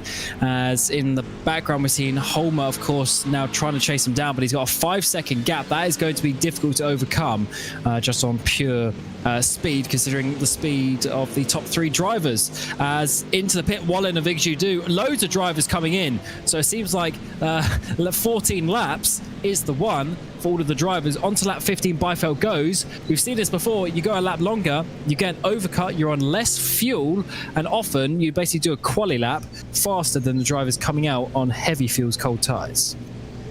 I suppose that is one of the advantages of being stuck behind your driver for a while. Can take on a little bit less fuel and go on a lap longer as all of the drivers come in here. There's Geros coming in from, well, now 8th position as he moves up the field, as he comes through the field. There he goes off the jacks there. Over Heistrom Vigaju out in front of Oliver Bohlin. So that's a 2 seconds shorter pit stop, 2.5 seconds shorter, in fact, for Oliver Heistrom Vigaju. And that is him into 2nd position. Now, oh dear, that was going to be a crash, was it? On the exit pit lane. Well, did Emberton get away with that or not? I'm not sure. That was involving Straubberg, by the way. Very nearly involved in a smash coming out the pit lane. Oh, that would have been big championship changing things. As here is Helm, as he, of course, is going to be in front of Dan Holmer. So that is a big move there from the 55 machine, as he's looking to be, because of course everyone pit at the same time. So this is track position. He's P4, as they do have a bit of traffic up ahead. And Helm has done a strategy blinder, but did he risk it taking less fuel? Blixt has made some moves as well. So those who are willing maybe to risk it a little bit, they are able to jump up. Yeah, that's a great job from Blix to be in 6th place now. As long as we're presuming he can get to the finish of this race. Considering that everybody went to the halfway and just changed tyres there, I presume that is more of a tyres game, pitting on lap 14, than it is a fuel game, so should be fine to make it to the end on fuel. Eric Blix, we'll see whether his tyres are feeling the effects of that a little bit later on today as he gets to the end of this race. As Marcus Byfeld now responds, only goes 1 lap further, but finally decides to come in, and can't really blame him either. Wants to keep that track position, because if he can, then surely he'll be on his way to a 7th win in a row. There you can see it, up 9 already after starting in 10th position. He now pulls into his box, no mistakes, and if his pit stop is 20 seconds or less or around there, then he'll be surely ahead of these two. And interestingly, a lot of drivers' pit stops are around 22 seconds. Oliver Heistrom Vigaju 19.9 and Helm 20.8. So they've taken a couple of seconds less fuel than other drivers. Very interesting. Let's see if that risk is going to be important for Oliver Heistrom Vigaju, because of course he jumped Oliver Bohlin. Is he going to be able to do anything about Byfeld? No, Byfeld is absolutely gone. Absolutely gone up the road. That is race done and dusted. Oh my word, it's seconds that he's gained. Bohlin goes wide for good measure as well, but this really, I mean, you leave Byfeld a couple of second margin, no one is catching him, and it's just Vigaju now. Championship wise, 2nd place, that's really the best that he can do.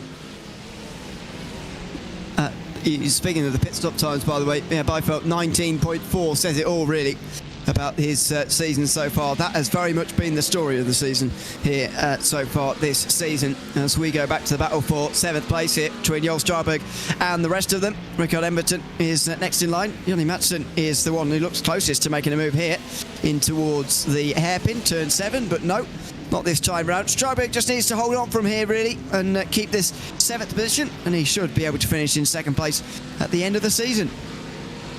Indeed, and that's really been the opportunity for the drivers this season. They haven't been able to challenge Byfeld, but then with Lindqvist missing the last 3 rounds of the season, that's opened up the opportunity for someone else to finish 2nd, and they're all fighting for it very hard indeed as they come into the final 3rd of the race. And it's been a very very aggressive race out there, drivers making moves all over the place, and I'm sure there's still a few to be sorted out on the track here.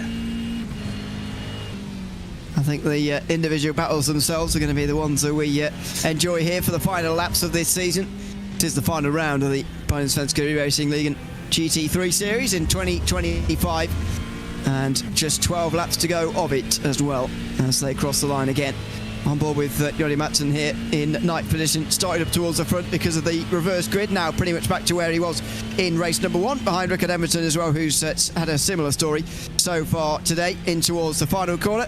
No move made again that time round from these guys, so it's a calmer second half of the race so far than certainly what we saw in the first. And I think Everton might get a few penalty points for his contact earlier. So Madsen would like to get through and at least have the opportunity, because in terms of points, he'll probably end up getting more than Everton in this race. But in terms of track position, he'll want to at least have an opportunity to try and keep up or overtake Strollberg at the end, because Strollberg really lost out. He's now 4 seconds behind Blixt. Not having the speed that he would have wanted. He was looking racy in the first one. As Vigajou and Bohlin, side by side they go. Bohlin trying to regain this position, but Vigajou's looking strong. Yep, and that's a big battle for second that's going to continue now. They know they're not going to win the race. They might as well battle for second here. In towards turn 10. Bohlin on the outside line, not going to get through that time. Whoa, was there a bit of contact maybe as Hagström Vigajou? Surely he's trying to hang on to his 0 incident points. I can't imagine he's going to if this battle for second continues on any longer. Through the 13th corner, Tower corner, looking for a cutback. Bohlin a bit too heavily over the curves there, and he can't get through. This is going to cost them quite some time. Certainly is. Bohlin once again looking aggressive. He wants to make this move. Vigajou was behind before the pit stop, had a shorter stop by 2.5 seconds, was able to regain this position, or gain that position I should say, and now Bohlin is trying to overcome that. They are now 6 seconds behind Beifeld, as of course this battling is only going to slow them down. The 105 is looking for another position way later on. The brakes there for Bohlin, almost goes off the track, trying to go around the outside, trying to make something happen, but Vigajou should be able to hold on, squeeze Bohlin to the wall on the outside.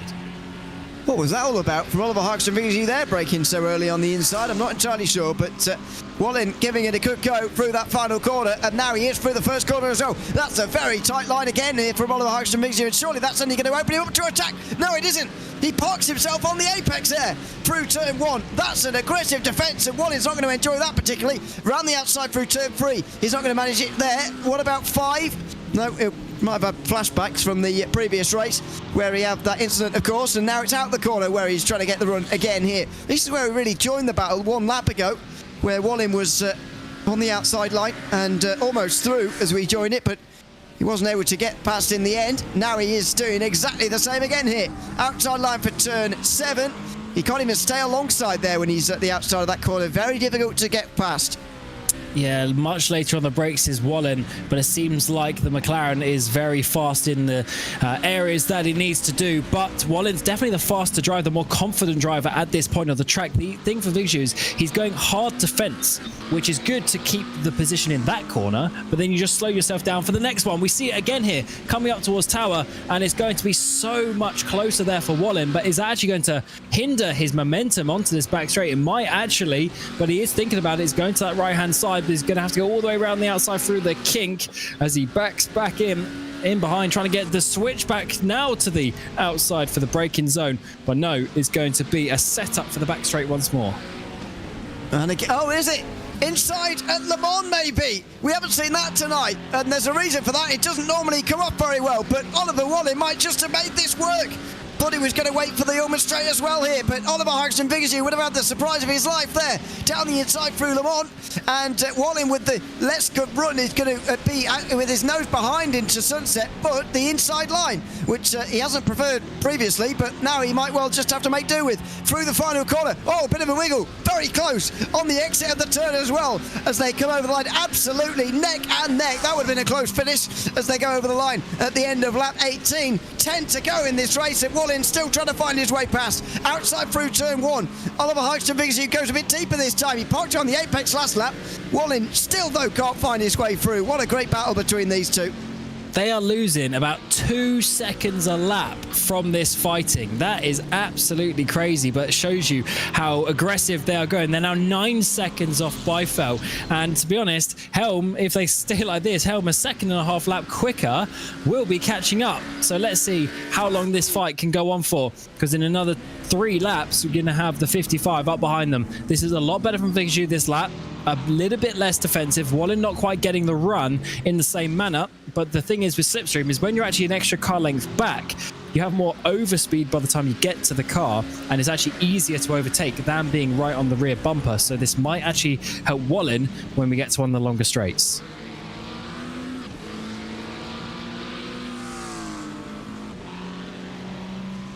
Again, he's just looking, probing left and right. And again, Oliver Hudson Fixu taking defensive lines, and he's keeping it quite tight on exits of these corners as well, which is it costing them quite a lot of time. As you mentioned, they are being caught rapidly by Nicholas Helm and his friends in the background. Here in towards Bishop again. Is Bohlin going to go for that dive at Le Mans? He was in a very similar situation to this, and Oliver Hudson Fixu a bit more wary to it this time round into that final corner before the Ullman straight, but Bohlin doesn't go for it this time round. Down the straight itself, they continue nose to tail. These three are loving it at the moment. They're not battling themselves, I guess in the hopes that they can move up into second place maybe. You say that. They do now. Helm to the inside. Big move. Homer's going to have to go around the outside. We've seen it tried before, but to be honest, it doesn't always work here because you need to stay really tight as you go under the bridge there. And now Homer's trying to get this switch back. You're going to have the inside line, which will then turn to the outside for turn number 1. It's going to have to go the long way around. Ferrari versus BMW. Helm actually has about a car length ahead, should slot in, but then they swap again. Homer, big dive to the inside. The 79 gets it to the apex. He makes it stick, a bit of contact on the outside, so here comes Blix to make a double pass on Helm. The 55, a little bit of a shoulder barge from Homer as he sent it down the inside. Helm probably wasn't expecting such an aggressive move to the inside with it being so wide at turn 1, but both cars get through. Helm down to P6. He probably wasn't expecting it. He's probably not happy about it either, but Helm is down to 6th position, and Dan Homer moves up to 4th. He's now 3 positions ahead of Jo Strauberg, but I'm afraid this still isn't good enough for him in the championship, only gaining 6 points of those that he needs to get, of those 22 that he needs to gain if he wants to overhaul him in the battle for second in the championship.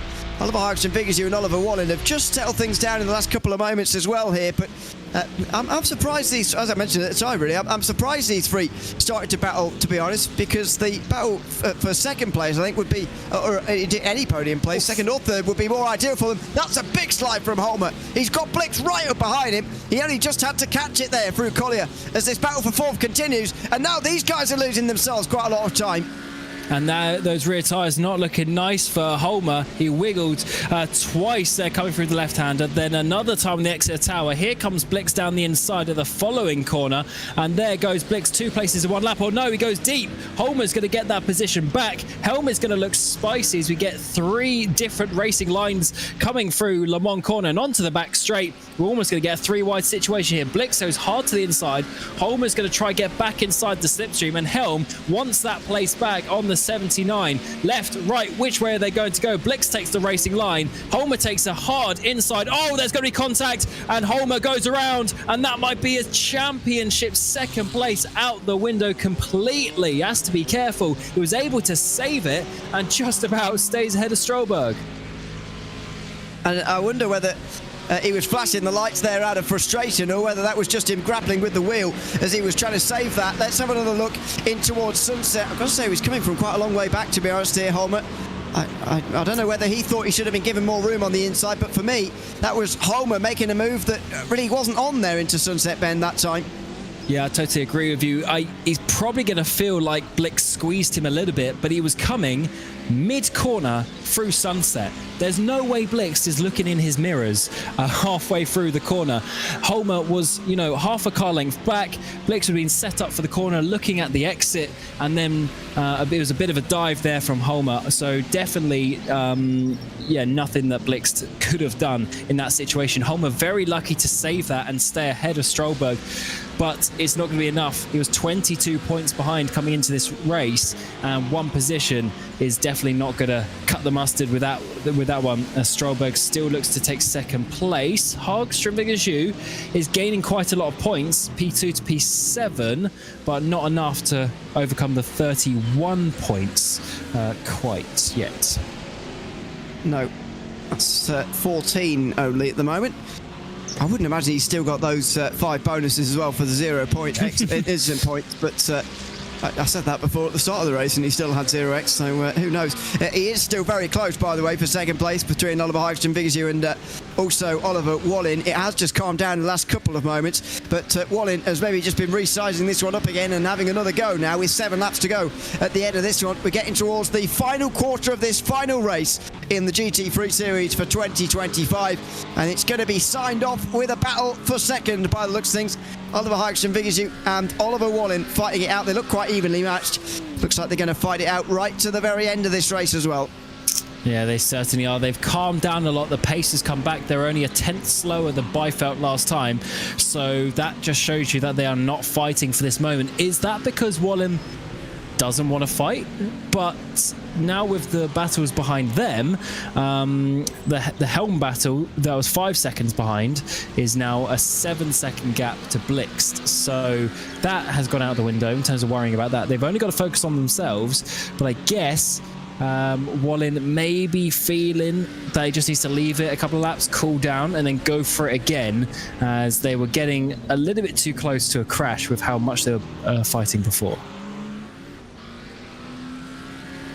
It's so bizarre that they've just turned this battle off, almost like a light switch here for second place. They're still close, aren't they? It's not like he's dropped off a second and he's not within slipstream. He's there.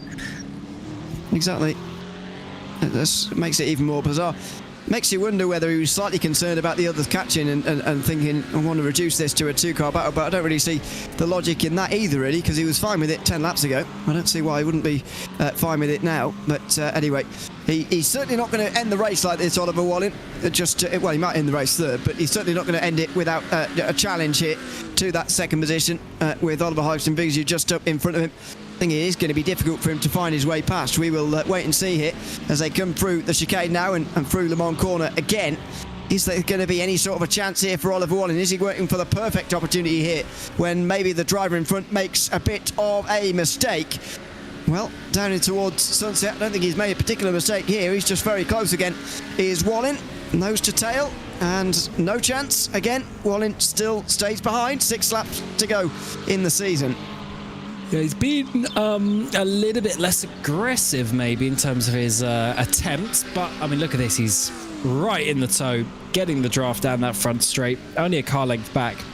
It's not like he's given up, and Vigersjö is still having to push it and be on the limit of his racing line to try and keep on this position as we're on to lap 23 of 28.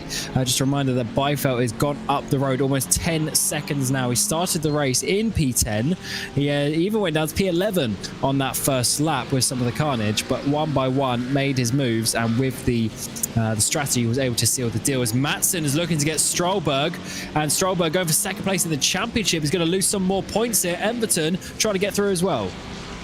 Well, that's going to cost him 2 points in the championship standings, and another position loss would cost him another 2 as well. But Homer and Hagström Vigersjö are not quite doing what they need to seal their part of the deal as things stand. And so Jos Strauber is going to get away with this, but I'm starting to wonder where his pace has gone. He was comfortably good enough for second place in race number 1, was holding off a number of drivers quite well, although he did have track position in those. He's seemingly not got that speed really in race number 2. Yeah, is that the speed in the car, because we are having the longer race, only 11 laps of course in race 1, whereas 28 here, but then we do have the pit stop. And yeah, just an interesting one. Maybe he's just taking it a bit easier, knowing that second place in the championship really is his. We'll have to certainly find out. Bohlin going very wide there. Definitely trying to make the move still, as a little bit of a wiggle there on the back of Vigersjö's car. So this battle's definitely not off. but it's also not on at the moment. It's just waiting for a driver to make, I think, a big enough mistake to a big run and a bit more risk being taken. But I guess for now, with the amount of laps left, they're just waiting for the best moment rather than going side by side every single lap. I just can't get my head around quite how that change has happened, because they were absolutely fine with it 8 laps ago, and now they're not. So I don't understand really what's gone on between these two. But anyway, it's going to be a grandstand final couple of laps between these two, you'd imagine, as they fight for the final podium places of the season behind Marcus Beifeld, who's going to take 7 in a row to end out this season, starting all the way back at Daytona in the second race, all the way bringing it through to here as well. This is further down in the field between Victor Hammerstrom and Linus Hellberg in the Ferrari, and it is going to be Hammerstrom who moves up to 14th place. The advantage actually of having such a chaotic start is first of all a little bit the spread out nature of this, means the battles are kept to get cleaner now, but more importantly, some names you don't normally see up towards the top 15 or so are starting to get themselves here, and Victor Hammerstrom, I'd say, is probably one of those, up in 14th at the moment. When you have a attritional race, that's always one opportunity for certain drivers, is keep yourself clean and then you'll be fine. We've got 29 drivers still there, but Norgren is 13 laps down. Helsing, big send to the inside, so he's got a new front end on that car, and he's trying to make it work. Vigju once again being pushed along by Bohlin for that second place. Is there going to be a move this time around? A half defensive line from Vigju. That might just open up the door for Bohlin.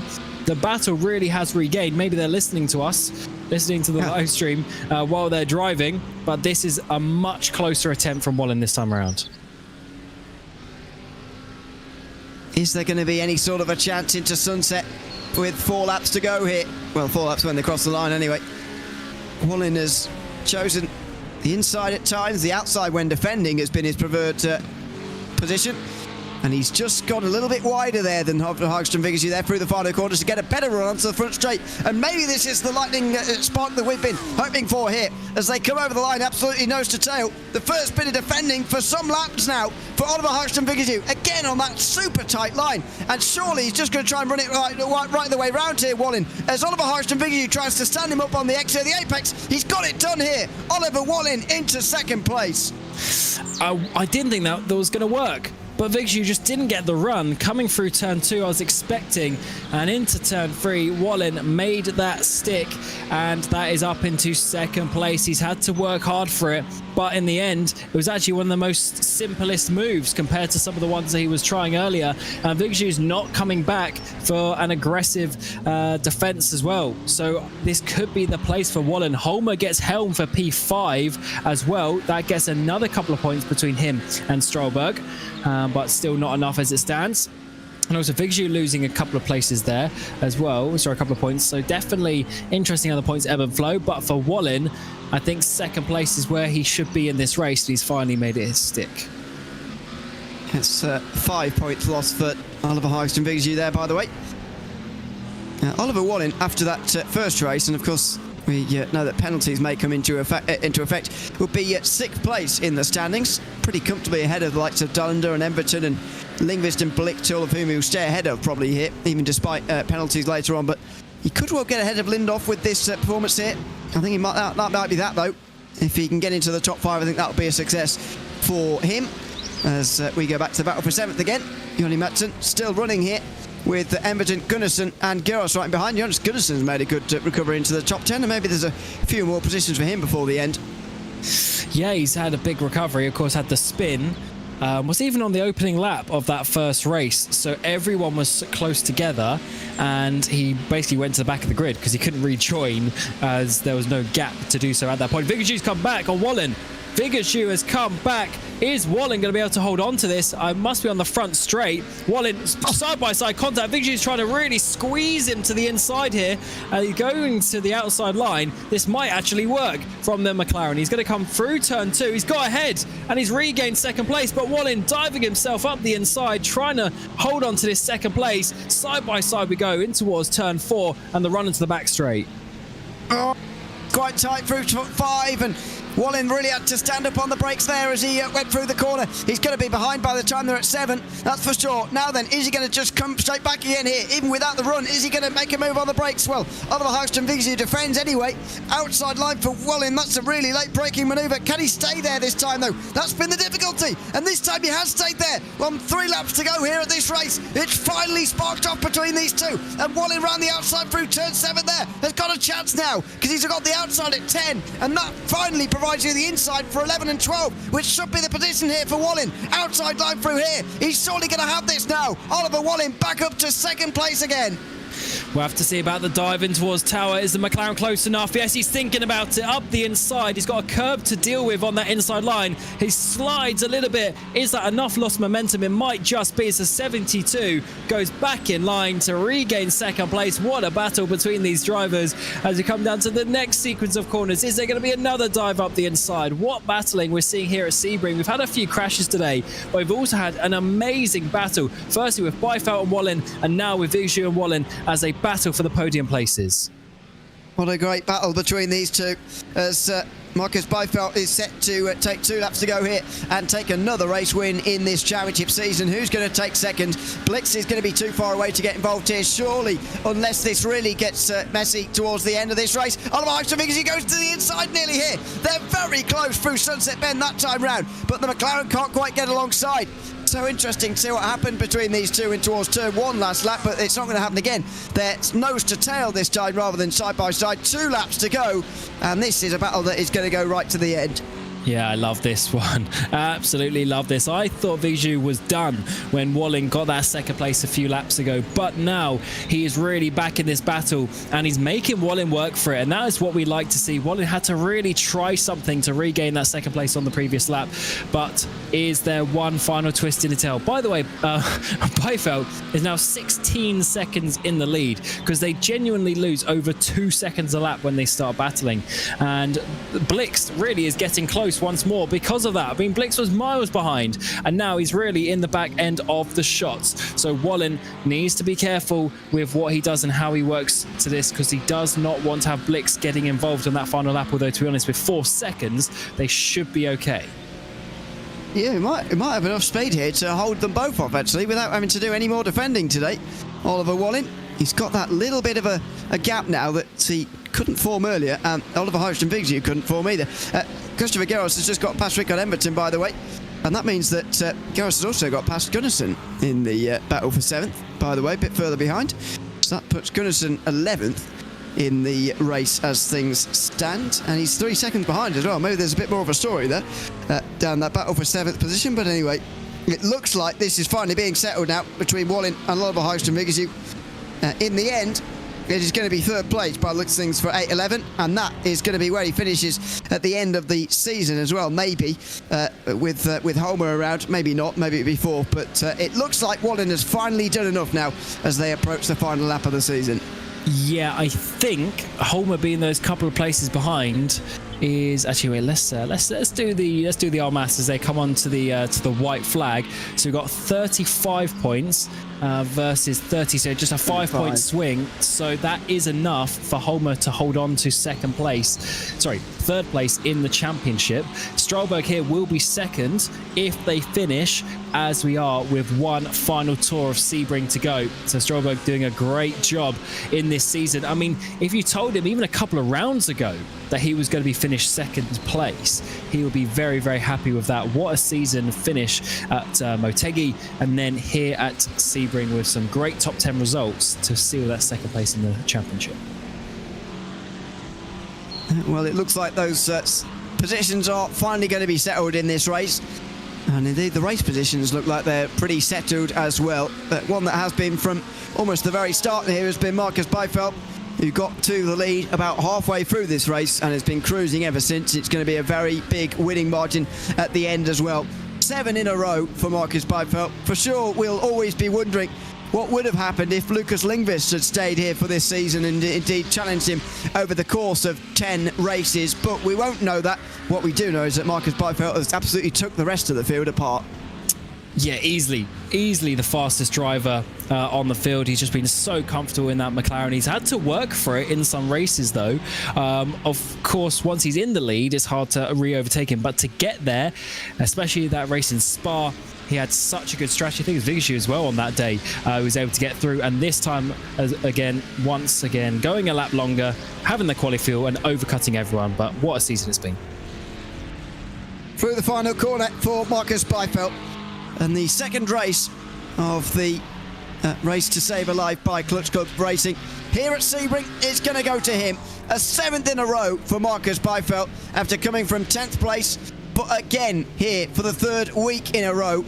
He won at Spa and at Motegi in the same way.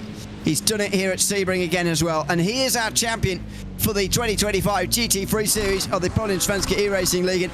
And what a fantastic season it's been for him as well. The donuts now as well on the exit of turn number 1. He will have known he's going to be champion for some time with 134 points over the rest coming into today. He's going to have well over 150 over the rest by the end of today. It's going to be closer to 200, I'd imagine, as well. Ahead of this man, Joost Strauberg, with perhaps a surprise 2nd place in the championship, doing just enough to hold on to that position ahead of Dan Holmer by less than 20 points. Yeah, what a season from Yo. I think he's going to be very, very happy with that. But the fighting is not over. We've got Knell, Hillestrom side by side. Hillestrom's just got that position on the exit of Tower, and the number 14 of Knell is going to have to do a good job because he's lost so much momentum there that the green machine has gone through, and I think that is actually race over. I wonder if he's maybe saving fuel or something because he's so much slower on the straights there, unfortunately. But the battles, of course, go up and down the field. It's been attritional. We're going to have 30 drivers getting to the end of this race. 41 starting. Those first opening 5-10 laps were quite carnage, but in the end we had a great race once they settled down. There's certainly a lot to unpack from that first half of the race. Oh, he's run out of fuel. I think he's run out of fuel, sputtering to the line. You're right, yeah. I didn't spot that initially, but well spotted. That was Thomas Knell, just over line 22nd in the end, ahead of some of the others. Gabriel Norberg, actually, one of those involved in one of those incidents we were talking about there. But yeah, just about running out of fuel at the end of the season. So there you go. It's Marcus Byfeld who wins again in this series by 17.5 seconds this time, ahead of Oliver Bohlin, who saw off Oliver Vigashu by 2 seconds in the end after that relatively late overtake. Eric Blix was catching them, but ran out of laps really. Dan Holmer rounds out the top 5 and will be 3rd in the championship at the end of the season. Nicholas Helm and Johnny Matson were next ahead of Joost Strauberg, who confirmed his 2nd place in the championship with the 8th place finish. Christopher Geros and Rickard Emberden round out the top 10. Jonas Gunnarsson dropped back by a few seconds late on there, finished 11th ahead of Sebastian Tidemo. Fredrik Dallander finishing 13th, and Victor Hammerström, who scored more points in this race, by the way, than he has at the previous 9 races combined. Linus Hellberg finishes in 15th place ahead of Jody Helsing. He's already, by the way, 1 minute off the lead. Joachim Ulriksson and Sebastian Magnusson for Clutch Club Racing finishing 17th and 18th ahead of Kalle Vanenström and Anders Hillestrom. They were just inside the top 20. We just saw those who dropped out of it. Felicity Johansson was one of them, ahead of Thomas Knell, as we saw. Gabriel Norberg, Philip Harden, Björn Broström rounded out those on the lead lap. Christopher Dahlstrand and Pontus Westeb were 1 lap down. Mark Castillo got over the line 2 laps down. And then to the retirements, Patrick Pfeffer 8 down, with Pontus Norgren finishing just inside the top 30 of the last points paying position, despite being 14 laps down. Then further behind, Robert Eriksson finishing at 15 down. Chandra Salander and Christian Gantz were 18 down. Thomas Gusterin finishing 34th. And then everybody else was in the opening carnage. Jörg Frisk, Klaas Loden, Oscar Motin, Nicholas Grahn, Lucas Pettersson and Fredrik Forsell, who crashed on the opening lap, as we saw, along with Ross Reisted, who finishes 27 laps down as well.